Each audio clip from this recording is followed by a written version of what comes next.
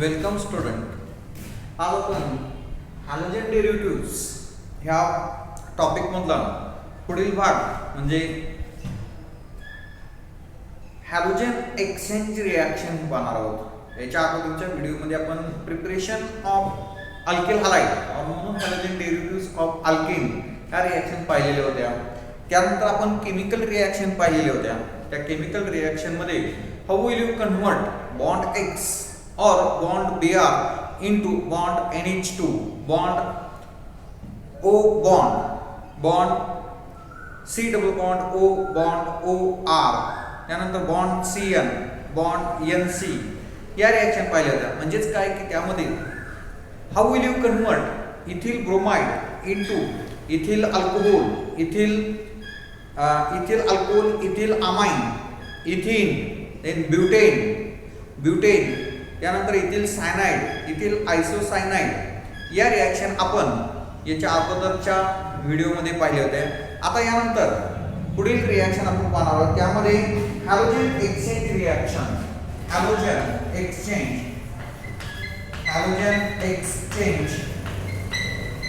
Reaction.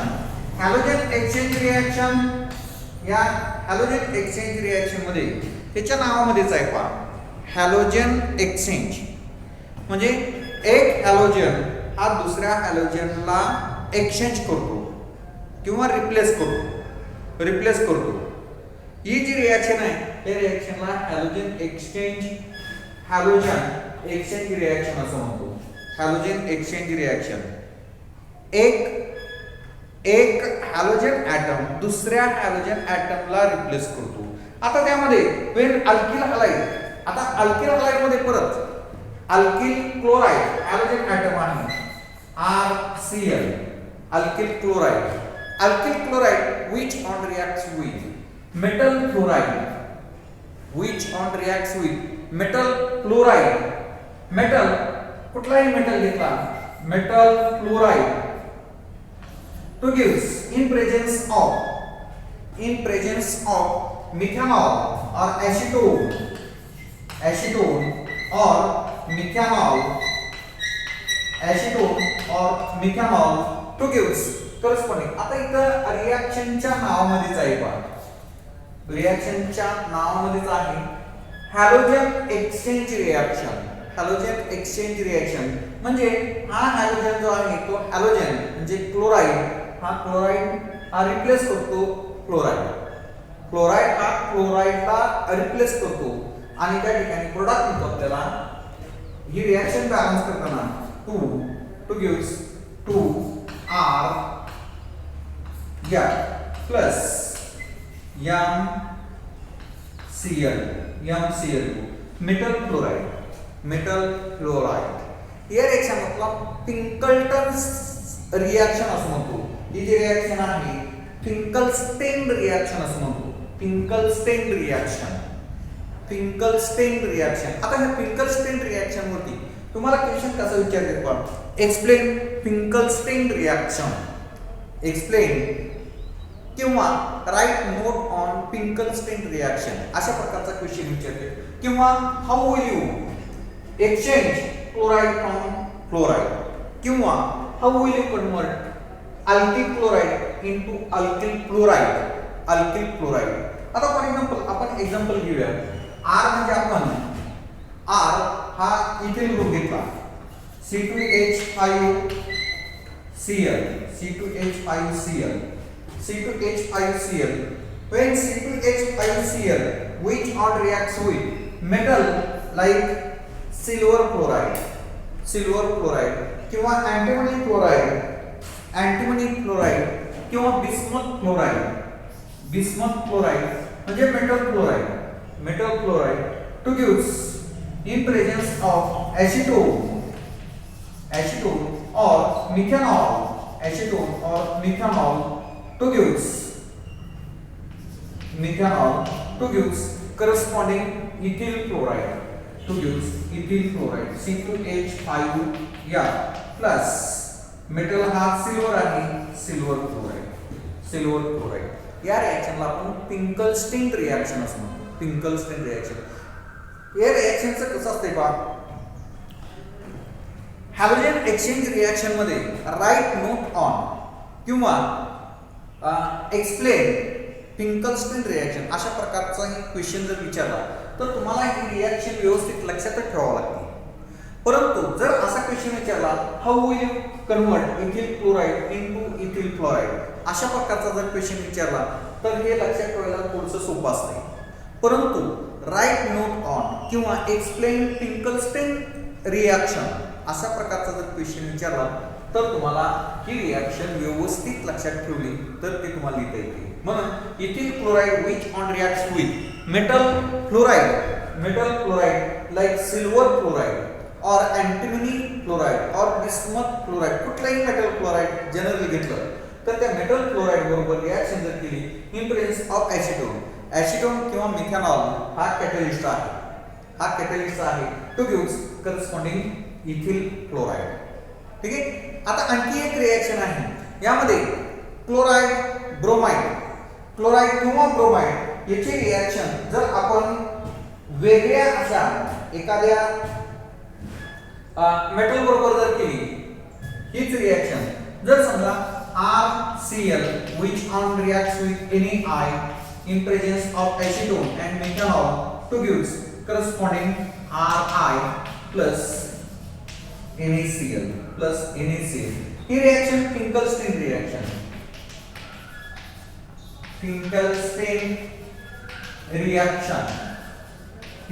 Reaction आणि ही sorts reaction याचे reaction आहे ते सॉर्ट्स रिएक्शन. जनरली इथं हे ॲसिटोन नाही वापरलं तर चालते फक्त सिम्बॉल जर वापरला तरी चालतो. पहा when alkyl chloride or alkyl bromide which on reacts with metal chloride to gives corresponding alkyl chloride and when ethyl chloride or ethyl bromide which on reacts with silver chloride to gives ethyl chloride, this reaction is termed as Schwarz reaction. And when alkyl chloride which on reacts with sodium iodide to gives corresponding alkyl iodide plus NaCl, this reaction is termed as Finkelstein reaction. म्हणजे Schwarz reaction आणि Finkelstein reaction. Write note on Schwarz reaction किंवा write note on Finkelstein reaction. जी reaction विचारली ती reaction तुम्हाला लिहिणं आवश्यक आहे. ठीक आहे. आता इथं सुद्धा आपण हेच वरचं एक्झाम्पल घेऊया किंवा मिथिल क्लोराइड किंवा bromide. When methyl chloride which on reacts with sodium iodide in presence of acetone or methanol to gives methyl CH3I plus NaCl. This reaction is termed as Finkelstein reaction. ठीक आहे. आता त्यानंतर आणखी एक दुसरी reaction आपण पाहूया. When toluenes which on reacts with bromine to gives corresponding a mixture of orthobromo and para-bromotoluenes. When toluenes which on reacts with आता toluenes aromatic ring काढली की याला बेन्झीन म्हणतो आपण. आणि अल्टरनेट डबल बॉन्ड दिले की त्याला बेन्झीन म्हणतो. आणि याला जर मिथिल ग्रुप अटॅच झाला तर त्याला टोलिन्स म्हणतो. त्या मिथिल बेन्झीन किंवा टोलिन्स. When methyl benzene or toluenes which on reacts with bromine Br2 in presence of Lewis acid or FeSO4 or AlCl3 Lewis acid to gives corresponding a mixture of orthobromotoluenes and para-bromotoluenes. हे methyl group आहे plus methyl group. आता इथं पहा 2 number position जे आहे ती para position आहे, sorry ortho position आहे. आणि 4 नंबर पोझिशन जे आहे ते पॅरा पोझिशन आहे. म्हणून ऑर्थो पोझिशनला काय आहे Br आहे. म्हणून ऑर्थोब्रोमोटोलिन orthobromotoluene and parabromotoluene. Parabromotoluene. Mixture of orthobromotoluene and parabromotoluene. These are the reactions of alkaloid or in halogen derivatives of alkane. When toluenes which on reacts with bromine, in presence of Fe or Lewis acid like AlCl3 to give orthobromotoluenes and parabromotoluenes. आता इथं minor product काय आहे? Minor product इथं hydrogen आहे. Reaction balance जर केली तर इथं 2 मॉलिक्युल्स प्लस 2HBr हा मायनर प्रोडक्ट आहे. ठीक आहे, रिएक्शन बॅलन्स केल्यानंतर. त्यानंतर पुढचा भाग पाहूया आपण ऑप्टिकल आयसोमेरिझम. त्या भागामध्ये आपण optical isomerism in halogen derivatives. Optical isomerism in halogen derivatives.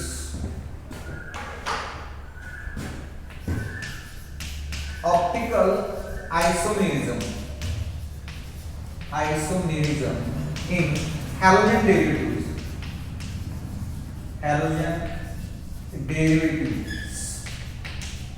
Optical isomerism in halogen derivatives. यामध्ये काही डेफिनेशन आहे, त्या डेफिनेशन आपल्याला येणं आवश्यक आहे. यामध्ये कायरल कार्बन ॲटम और असिमेट्रिक कार्बन ॲटम.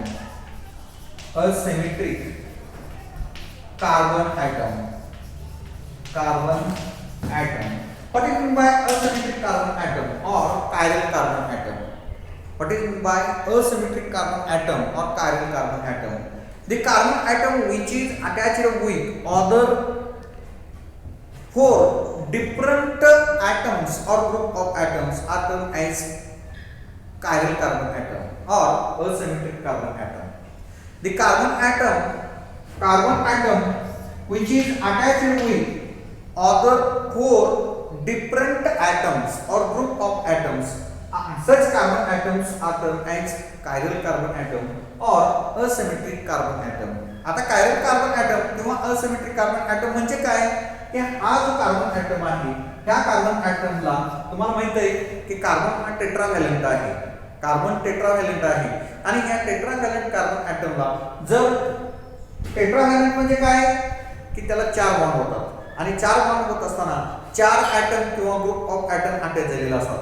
आणि हे 4 ॲटम किंवा ग्रुप ऑफ ॲटम हे जर वेगवेगळे ॲटम हे अटॅच झाले असतील तर त्याला आपण कायरल कार्बन ॲटम असं म्हणतो. त्याला आपण असिमेट्रिक कार्बन ॲटम असं म्हणतो. हा कार्बन ॲटम आहे, एक A अटॅच झाला, दुसरा B, तिसरा C आणि चौथा D. म्हणजे वेगवेगळे ॲटम किंवा ग्रुप ऑफ ॲटम जर अटॅच झाले तर त्याला कायरल कार्बन ॲटम म्हणतो किंवा त्याला असिमेट्रिक कार्बन ॲटम असं म्हणतो. आता फॉर एक्झाम्पल 2-chlorobutain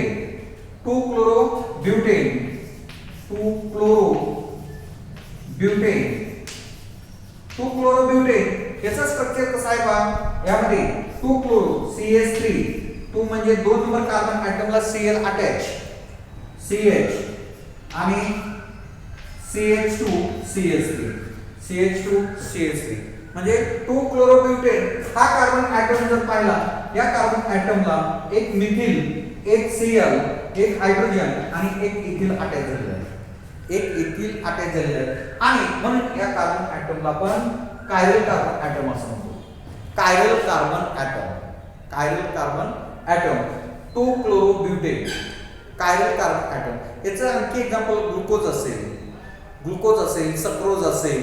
याच्यामध्ये कायरल कार्बन किंवा असिमेट्रिक कार्बन ॲटम प्रेझेंट असतात. आणि generally asymmetric carbon atom present असतील तर ते ऑप्टिकली ॲक्टिव्ह कंपाऊंड असतात किंवा मॉलिक्युल्स असतात. ऑप्टिकली ॲक्टिव्ह कारण का they are non super impossible और not impossible object and mirror image structure. और these chiral carbon atoms or asymmetric carbon atoms containing compounds, they are optically active and non super impossible mirror image structure. यामध्ये mirror image structure तयार होतं। आता for example हे 2 क्लोरोब्युटेनचं structure दिलं, 2 क्लोरोब्युटेनचं mirror image structure कसं तयार होईल? यामध्ये पहा 2 क्लोरोब्युटेन मिरर इमेज स्ट्रक्चर। सेंटरला कार्बन ॲटम, हा कार्बन ॲटम आहे। त्यानंतर mirror image structure methyl group Cl, then ethyl group C2H5 CH3, then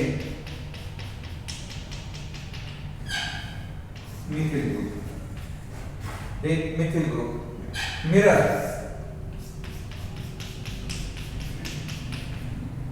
carbon atom CH3 Cl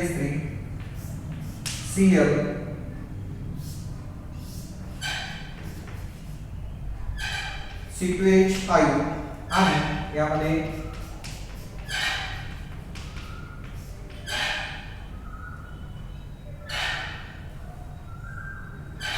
इथं हायड्रोजन पाहिजे, हायड्रोजन हा मिरर आहे, मिरर इमेज स्ट्रक्चर। कारण ज्या कंपाऊंड मध्ये किंवा स्ट्रक्चर मध्ये असिमेट्रिक कार्बन किंवा कायरल कार्बन ॲटम प्रेझेंट असतो तो ऑप्टिकली ऍक्टिव्ह आणि नॉन सुपर इम्पॉसिबल स्ट्रक्चर असते आणि मिरर इमेज स्ट्रक्चर असते। मिरर इमेज स्ट्रक्चर आणि ते मिरर इमेज स्ट्रक्चर हे अशा प्रकारचे मिरर इमेज स्ट्रक्चर असते। आता यामध्ये आपण जर पाहिलं 2 क्लोरोब्युटेन हा जो सेंट्रल कार्बन ॲटम आहे, त्या सेंट्रल कार्बन ॲटमला एक मिथिल ग्रुप अटॅच झालेला आहे, दुसरा Cl अटॅच झालेला आहे, तिसरा C2H5 ग्रुप अटॅच झालेला आहे आणि चौथा हायड्रोजन ॲटम अटॅच झालेला आहे। म्हणजे हे 4 ॲटम किंवा ग्रुप ऑफ ॲटम हे डिफरंट आहेत, डिफरंट ॲटम्स हे अटॅच झालेले आहेत सेंट्रल कार्बन ॲटमला। म्हणून त्या कंपाऊंडला आपण ऑप्टिकली ऍक्टिव्ह कंपाऊंड म्हणतो आणि नॉन सुपर इम्पॉसिबल स्ट्रक्चर असं म्हणतो किंवा कंपाऊंड म्हणतो। आणि ते मिरर इमेज स्ट्रक्चर हे अशा प्रकारचं तयार होतं, अशा प्रकारचं मिरर इमेज स्ट्रक्चर तयार होतं। आता त्यामध्ये आणखी आपल्याला ग्लुकोजचं स्ट्रक्चर आहे, ग्लुकोजचं स्ट्रक्चर सांगता येईल किंवा सक्रोज यामध्ये कायरल कार्बन प्रेझेंट, एक किंवा अनेक त्यामध्ये कायरल कार्बन प्रेझेंट असतात आणि कायरल कार्बन ॲटम जर त्यामध्ये प्रेझेंट असेल तर त्याचे ऑप्टिकली ऍक्टिव्ह असते आणि ते मिरर इमेज अशा प्रकारचे मिरर इमेज स्ट्रक्चर तयार होते। ठीक आहे, these are the optical active structure. Then plane polarised light, what do you mean by plane polarized light? The plane polarized light, optically active compounds, they contains asymmetric carbon atoms and mirror image structures. When ordinary light is passed, ordinary light म्हणजे जे ordinary light असते, ordinary light ते light जर आपण Nicole prism मधून जर pass केली तर त्यामधून पास होणारे जे लाईट आहे ती व्हायब्रेट होते इन क्लॉकवाइज डायरेक्शन और in anti clockwise direction. Optically active compound मधून ज्यावेळी आपण ही ऑर्डिनरी लाईट निकोल प्रिझम मधून पास करतो आणि ऑप्टिकल ऍक्टिव्ह कंपाऊंड मधून पास केल्यानंतर त्यामध्ये जे व्हायब्रेटेड रेज आहेत ते रोटेट इन क्लॉकवाइज डायरेक्शन और anti clockwise direction.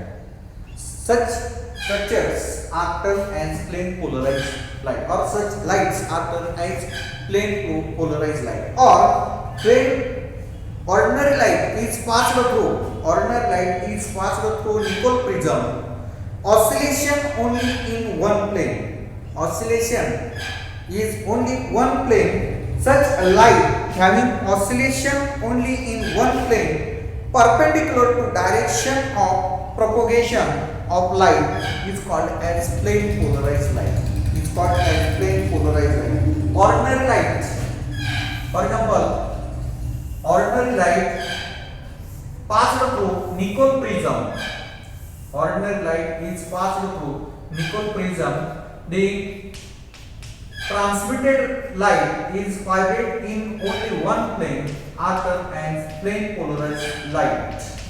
Are termed as plane polarized light. Ordinary light. Ordinary light is passed through Nicol prism. Nicol prism. The transmitted light is vibrate in one plane. One plane is termed as plane polarized light. Is termed as plane polarized light. In clockwise or plane polarized light. Polarized light. In clockwise or anti-clockwise. Clockwise or anti-clockwise direction are termed as the plane polarized light. The stereoisomers in which isomers have different spatial arrangement of group or atom around a chiral atom are termed as optical isomers. आता इथं definition आणखी एक आपल्याला सांगते optical आयसोमरची definition. Optical आयसोमरची definition काय सांगता येईल यामध्ये optical isomer the stereo isomers in which isomers have different spatial arrangement of group, different spatial arrangement of group or atoms around a chiral atom are termed as optical isomers, and phenomenon is termed as optical isomerism.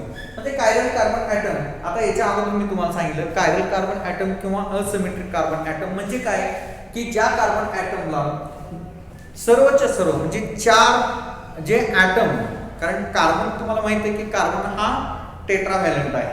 टेट्राव्हॅलेंट म्हणजे चार bond तयार करतो. चार bond तयार करतो म्हणजे चार item किंवा ग्रुप ऑफ ॲटम त्याला अटॅच झालेला असतात, म्हणून त्याला आपण कायरल कार्बन ॲटम असं म्हणतो. आणि त्या कार्बन ॲटमला जर वेगवेगळे चार ॲटम किंवा ग्रुप ऑफ ॲटम अटॅच झाले तर त्याला कायरल कार्बन किंवा असिमेट्रिक कार्बन ॲटम म्हणतो.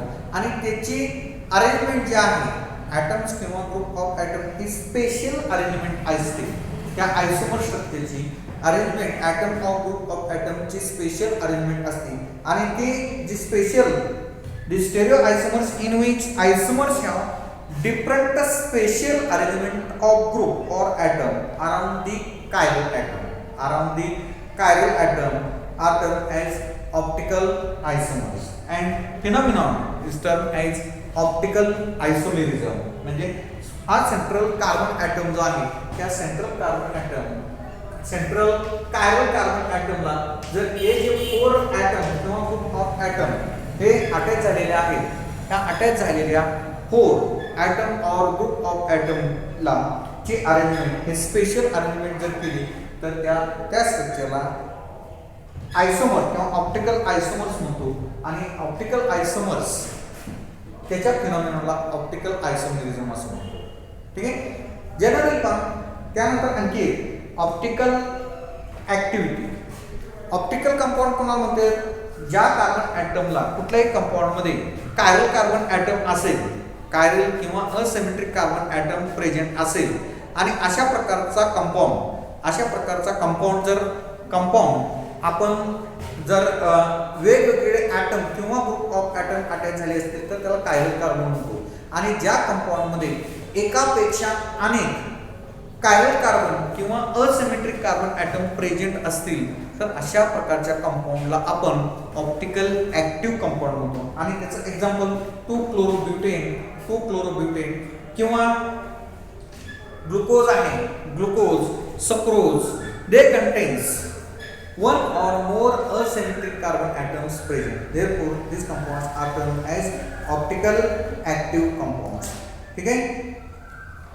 त्यानंतर स्टेरिओ आयसोमर्स याच्या अगोदर मी सांगितलेलं आहे आयसोमर्स having same bond connectivities, that is structural formula arrangement are termed as stereoisomers. Stereoisomers, what is by stereoisomers? Isomers having same bond connectivity. The isomers having same bond connectivities, that is structural formula, are called as stereoisomers.